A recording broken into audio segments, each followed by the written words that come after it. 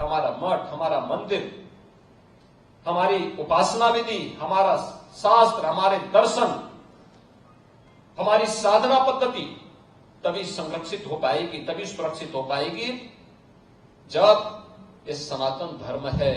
आपने देखा होगा इन सब के मुंह बंद है बांग्लादेश की घटना पर, कोई बोलना नहीं चाहता क्योंकि उन्हें भय है अगर वो बोलेंगे तो उनके वोट बैंक खिसकते हुए दिखाई देंगे। जो लोग दुनिया के अंदर अन्य मुद्दों पर बोलते हैं, मुखर होकर के बोलते हैं, उनको फिलिस्तीन दिखाई देता है लेकिन बांग्लादेश नहीं दिखाई देता।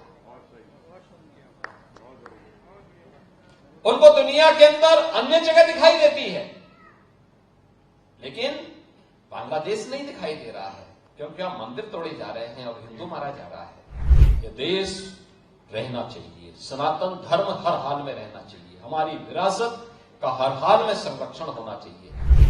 हमें वर्तमान की इन चुनौतियों को समझना पड़ेगा जो हम सबके सामने है, भारत के सामने है, सनातन धर्म के सामने। याद रखना, जो चुनौती सनातन धर्म के सामने है वही भारत की चुनौती है और जो भारत की चुनौती है वही सनातन धर्म की चुनौती है।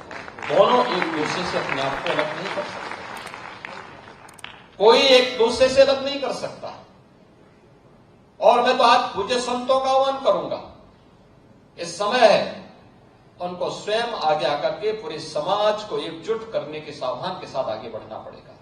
याद करिए, अगर हमने तनिक भी भूल की, ये समाज फिर से बटा और जो साजिशें हो रही हैं अगर वे सफल हुई तो बांग्लादेश के अंदर जो कुछ हो रहा है, हिंदुओं पर जो यातनाएं ढाई जा रही हैं, आप देख रहे होंगे किस प्रकार के अत्याचार हो रहे हैं, मंदिर तोड़े जा रहे हैं। हमारा मठ, हमारा मंदिर, हमारी उपासना विधि, हमारा शास्त्र, हमारे दर्शन, हमारी साधना पद्धति तभी संरक्षित हो पाएगी, तभी सुरक्षित हो पाएगी जब ये सनातन धर्म है और ये देश सुरक्षित है और बृहद हिंदू समाज सुरक्षित है। हमें इसके लिए कार्य करना होगा, लगातार कार्य करना होगा, प्रयास करना होगा, एक एक को जोड़ना पड़ेगा, एक एक को अपने साथ जोड़ना पड़ेगा। भेदभाव के लिए कोई जगह नहीं होनी चाहिए। विभाजनकारी उन ताकतों को बेनकाब करना होगा जो केवल अपना उल्लू सीधा करने के लिए समाज को बांटना चाहती है, तमाम वादों के आधार पर बांटना चाहती है। उनके लिए राष्ट्र की कीमत पर राजनीति उनके लिए अभिष्ट हो गई, लेकिन हमारे लिए राष्ट्र सर्वप्रथम है। राष्ट्र की कीमत पर कोई राजनीति नहीं हो सकती। हमें चुनना होगा, पहले राष्ट्र को चुनेंगे, उसके लिए किसी भी प्रकार के बलिदान देने के लिए तैयार होंगे, लेकिन उसकी कीमत पर कोई राजनीति स्वीकार्य नहीं है।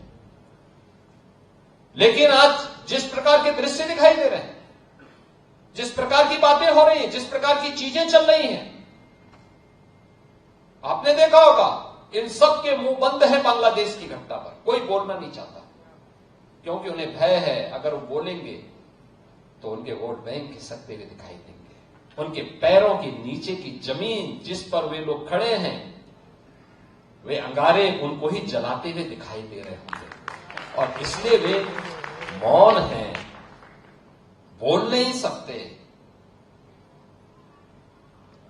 जो लोग दुनिया के अंदर अन्य मुद्दों पर बोलते हैं, मुखर होकर के बोलते हैं, उनको फिलिस्तीन दिखाई देता है लेकिन बांग्लादेश नहीं दिखाई देता। उनको दुनिया के अंदर अन्य जगह दिखाई देती है लेकिन बांग्लादेश नहीं दिखाई दे रहा है क्योंकि हम मंदिर तोड़े जा रहे हैं और हिंदू मारा जा रहा है, संतों पर अत्याचार हो रहा है। और इसीलिए हम सबको वर्तमान की चुनौतियों को देखना पड़ेगा। याद करना, 1947 के पहले बांग्लादेश भी भारत का हिस्सा था। हमें यह नहीं भूलना चाहिए। और 1971 में बांग्लादेश को बचाने में हमारे सैनिकों ने भी बलिदान दिया था, हजारों सैनिकों ने बलिदान दिया था। पाकिस्तान को मुंह की खानी पड़ी थी।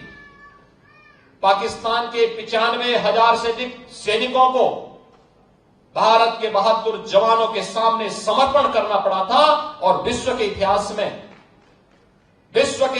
में किसी भी सेना की सबसे बड़ी विजय थी जो 1971 में भारत की सेना ने करके दिखाया।